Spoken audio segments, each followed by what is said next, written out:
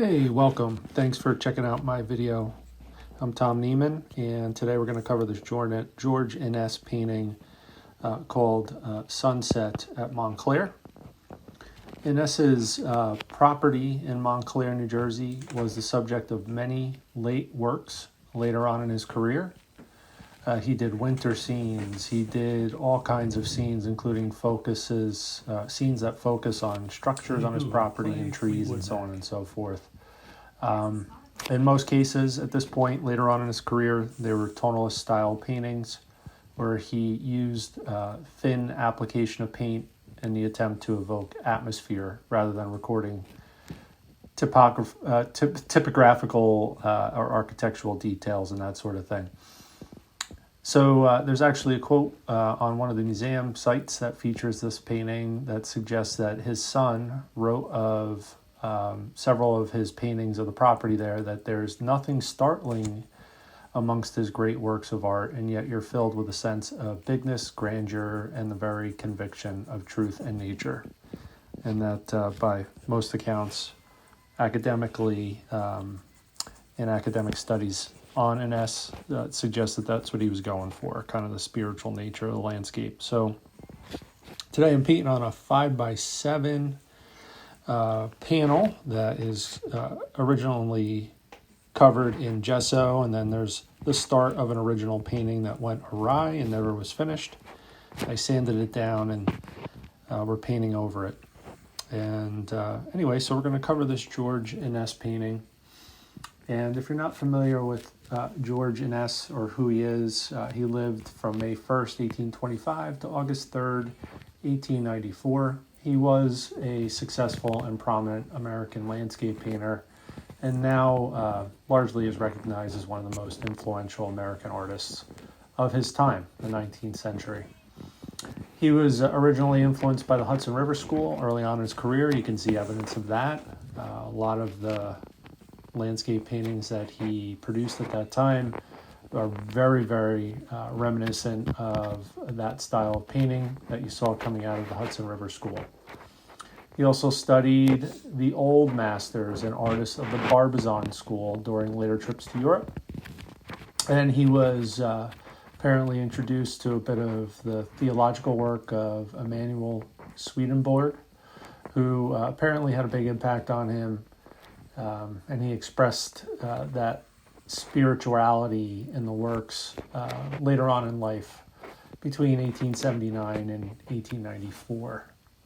And although his style evolved in distinct stages over his career, which was quite prolific, it spanned for more than 40 years and well over 1,000 paintings, his work consistently earned acclaim and was typically well received both by the academic art world and also commercially. So he didn't really fit neatly into the category of realism or impressionism, and in that sense he was kind of a transitional figure. He worked to combine both the earthly and ethereal in order to capture the complete essence of a local area in his works. He was considered to be a master of light and color. And that always makes this kind of endeavor of doing a master copy a little bit of an intimidating prospect. But right now what we're doing is just covering the panel with colors that are intended to kind of mirror the darker shadow patterns in the original work. My palette is a remnant palette from a painting that I completed not too long ago, just a day and a half prior to me covering this Inness painting. And it consists of a couple of different shades of blue, including cerulean blue, ultramarine blue, phthalo blue. It also includes sap green, yellow ochre, also crimson red, and vermilion. Also includes titanium white and lamp black, and a little bit of cadmium yellow light. So we're just going to make our way around the palette, carefully trying to match colors as best we can, not taking terribly great care. As I mentioned, typically when I'm covering this sort of painting, I'm not trying to recreate the painting precisely in a scientific manner, just trying to essentially study ways with which I might be able to go about accomplishing similar effects achieved by these great painters like George Inness. Others who I've covered, if you look through my channel, Charles Warren Eaton. We've also covered many other tonalists, along with Van Gogh and even Monet. So I would encourage you to check it out. Again, not making carbon copies of the paintings, just experimenting and playing, trying to render scenes in a similar fashion. In this instance, we're recovering a tonalist style painting, one that's done by somebody like George Inness. One thing working against us is we're trying to accomplish a similar set of effects in the painting in one sitting, painting wet on wet. Whereas this painting, very likely, although I haven't read anything to confirm this, but it's just very likely based upon past research that Inness created this painting over multiple sittings and using very thin washes of paint, allowing them to dry, using glazes and scrumbling and those sorts of techniques over periods of time in order to achieve the desired effect. And we'll just work our way through. I put some hints in, and as far as some of the main characters here in the scene, which are the two trees in the foreground, we'll go ahead and we'll put some indication of a little shed or barn or outbuilding that's on the property there as well. Working generally from thin to thick and dark to light, as we do typically in oils. Yes, that's an assumption that I probably shouldn't have made. We are working in oil paints and not using any particular brand. I actually have some older paints that have been sitting around in smaller tubes, and I just figured I'd put them to use for the most part, with the exception of one or two tubes of Winsor Newton that I might have lying around as well. But these are kind of off-brand paints for the most part that were gifted to me some time ago. And just want to make sure that I put them to use. And what better way than to pay homage to the great George Inness. So I'll continue to work my way through. Now I'm adding some hints of the golden and orange and peach and pink hues that are illuminating the sky, and just testing to see how they resonate relative to the colors they'll be sitting beside here. And I probably won't take it too far at this point, but I'll lay some of those in, and it'll guide me and as far as how to put in some of the additional shapes, and maybe how to adjust the color as I make my way through the painting here. Now I imagine it'll take me about an hour. This is a smaller painting. The larger the painting, the longer it takes. I typically work smaller with these sorts of studies because it is a great time saver. It also helps with storage as well, as I do have several hundred paintings now sitting around my studio. I have had the opportunity to sell some and hang some in shows and that sort of thing. So that number fluctuates, also fluctuates based upon my productivity at any period of time as well. But again, when you're doing this sort of exercise, working small has its advantages, I guess, is really the punchline there. And I'll just continue to make my way through using a really old, scraggly, I believe it's a number 6 round brush, trying to use the same brush for most of this painting for the most part, or at least the same type or size brush. Try and keep it to 1, 2, maybe 3 brushes in total. Also, using a brush that is much larger than you really feel comfortable using ensures that you don't dive into details too soon within a painting, and you stick to forming larger basic shapes, which is typically pretty helpful in the effort to produce a successful outcome when you finish up the painting. So I'll continue working my way through, and the landscape is starting to take its shape and form. I did mention we work from thin paint to thick paint earlier, also from dark to light. We also try to work from warm to cool. So right now, those sky holes in the background, they're quite a bit warmer than they will be. We'll create some gradients, which will bring some cooler shades in and also break up some of the solid peach and orange in a little bit. While we're mixing up some additional paint and looking to bring some shapes within the shapes to the painting and start constructing some of the shadow areas and break up some of these bigger shapes a little bit, I'll read you a little bit of an excerpt recently updated about George Inness's, that is, later career from Wikipedia. So, he spent the middle part of his career, at least a good part of it, in Massachusetts, and he was born and raised in upstate New York, I believe in the Newburgh area. But late in his career, he settled in Montclair, New Jersey. I believe it was in 1885.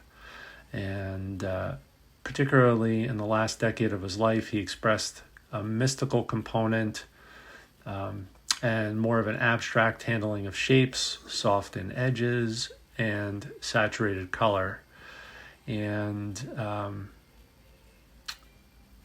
he put an emphasis on the intimate landscape view whenever he could, and had an increasingly personal, spontaneous, and often violent handling of paint, where he tried to be a little bit more expressive with his brushstrokes. If you look at his earlier paintings, especially in that Hudson River School period, especially the focal points of his paintings were rendered quite tightly, almost photorealistic. Still, artistically and expressively, you're able to see brushstrokes, but the precision is quite amazing, and it does, create the appearance of almost photorealism, despite his efforts to bring drama, obviously pretty successfully, to those paintings as well. So anyway, that expressive, violent handling of paint, and this last quality in particular, which distinguishes Inness from those painters of like sympathies who are characterized as luminous. I guess they were a little less dramatic with their brushstrokes on the luminous side. I'm no expert. I haven't taken all that many art history courses, so I wouldn't claim to be. I'm reading this once again from Wikipedia. In a published interview, Inness maintained that the true use of art is first to cultivate the artist's own spiritual nature. His abiding interest in spiritual and emotional considerations did not preclude Inness from undertaking a scientific study of color, nor a mathematical, structural approach to composition. The poetic quality is not obtained by eschewing any truths or facts of nature. Poetry is the vision of reality. I guess that's a quote from Inness himself. So Inness died in 1894 at Bridge of Allan in Scotland. According to his son, he was viewing the sunset when he threw up his hands into the air and exclaimed, "My God, oh, how beautiful," fell to the ground and died minutes later. Wow, that's quite dramatic. A public funeral for Inness was held at the National Academy of Design, where he studied. A memorial exhibition was conducted at the Fine Arts Building in New York City also, where he spent some time, as I understand it. He's buried in Montclair, New Jersey's Rosedale Cemetery, as is his namesake son, George Inness Jr. So, interesting stuff there, and hopefully it brings some insights into the great George Inness and to this painting as well. And you can see here, I'm starting to put some midtones and highlights in right now, putting in some of the lighter gray shades into those tree trunks, leaving plenty of shadow. And I'll re-expose that by scratching it up a little bit and wiping some paint off and adding some additional dark paint in just a minute. But for now, I just want to lay that in and kind of assess how that's working against the colors surrounding it and the relationship between them, and hoping to get something close to what George Inness was able to accomplish in the original painting, but we'll see. Time will tell. Yeah, so I've been meaning for a while to plan a trip to a number of museums. I live out in the Poconos and in Stroud Township, which is not too far. It's adjacent to East Stroudsburg, home of East Stroudsburg University, and also the Frank Frazetta Museum, for example. And Frazetta, if you're not familiar with his works, I mean, he has some incredible works. And the museum is located not too far away. So that's one museum I hope to go to. I might actually cover some Frazetta paintings as well. And it's nothing that hasn't been done before. There's some folks out on YouTube that have done incredible jobs dissecting his work. I'll take the more relaxed approach, kind of like I'm taking here when I do it. But I've been meaning to get to that museum. I've been meaning to get to the Montclair Museum as well, the Brooklyn Museum, and certainly hope to spend some time at the Montclair Museum and check out some of the original George Inness paintings. So, I grew up in New Jersey, in northern New Jersey, not too far from Montclair. Spent quite a bit of time in Montclair. Growing up, had some friends that lived in that area, and real familiar with the location, and hoping to get back there and check out some of his works live, as opposed to through some of the photographs that I've been able to gather either online or within some of the books that I've acquired over the years. And about that, this particular color plate, or the photo that I'm using as reference for this master copy study that I'm conducting of George Inness's Sunset at Montclair, circa 1892, it's an incredibly high quality photo that is found within an equally incredible book called The Artist and the American Landscape, which was written by authors John Driscoll and Arnold Skolnick. So this book recently was gifted to me by my mom, who has always been, pretty encouraging of me and my artistic endeavors. So, first thing I saw when I flipped open the book was this wonderful George Inness painting that I'd seen before, but in much quality, lower resolution. So it's right on page 14. Again, page 14 of The Artist and the American Landscape by John Driscoll and Arnold Skolnick. That's where I found the reference photo that I used in the effort to cover this great George Inness painting. You can see I'm tinkering with those trees in the foreground. I want to make sure that they leap forward relative to the midground and background. I want to make sure they're a little bit more well-defined, and there's some evidence of some warmer hues, whereas, the shapes in the background will be much less well-defined. There'll be softer edges and so on. So I'll keep playing, going back and forth, trying to come up with the right balance amongst the relationships and with those shapes. One thing that I'm starting to think about now is the cast shadows and also the other shadows toward the top of the tree. What you see in the original Inness painting is that the tree canopy casts a shadow toward the higher portion of the tree trunks on those larger trees, and he kind of puts an emphasis on there on that particular shadow. So I'm starting to think about how I might be able to vary the color, temperature, and value, and so on and so forth, to at least get something close to what he did, that transition to the shadow area on the top of that trunk. Trying not to get too distracted, but that's what I'm thinking about right now at this particular point. And soon I'll start coming across some of those tree shapes in the background and the foreground and strengthen them But before I do that, I'm going to put some brighter mid-tone and highlights within the trunks and hopefully enhance the sense that they are round shapes and not flat shapes by doing so, but we'll see. So I'm going to go ahead and speed up the footage a little bit here. I'm trying to keep this video to under 30 minutes. Total elapsed time for the work done recreating this master copy of the George Inness painting, Sunset at Montclair. Took me about an hour, maybe just under, maybe 52, 53 minutes from beginning to end. Again, working very small and not completing this recreation with anywhere near the same level of quality of the original.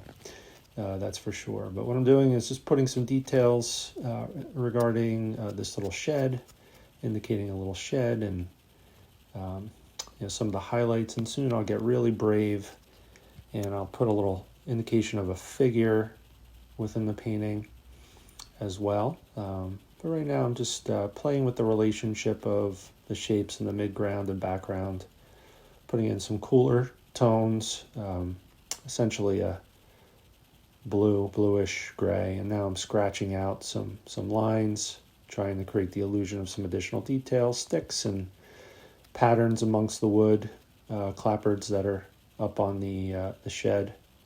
Now I'm going to shift the sky color. In the original, there is quite a bit of yellow golden hue toward the middle of the sky area and toward the top as well. There's even some indications of some clouds, some lighter greenish, grayish, bluish sort of shapes within the sky as well. Very subtle though. Now I'm just scraping up those tree trunks, trying to create the indication of or illusion of there being some patterns within the bark, and creating some additional sky holes, moving back to that pinkish red color as you get lower in the sky. Where the sun is setting, that hue definitely would be a little redder or pinker. And building up some of the tree foliage shapes again as well. Now, if I were to try to take this and elevate this painting a little bit, that's one area where I would focus on those edges where the foliage begins and ends. I'd probably work back and forth between the sky and the foliage shapes, just to make it a little bit more faint, elegant. But for now, again, wet on wet, working wet on wet, trying to get it done within an hour. We'll leave it as is for the most part with a few little touches here at the end. And we'll work with the back of the brush to create some textures, and we'll bring in some additional highlights on those trees as well. But I don't want to forget to say thanks. Thanks for checking out my video. Check out some of the other videos I have. You could search for the key phrase, Study the Greats, on my channel. You'll see me cover a lot more George Inness paintings, along with other great painters throughout history. Charles Warren Eaton, who's another tonalist who happens to be, at least finished up his career in New Jersey.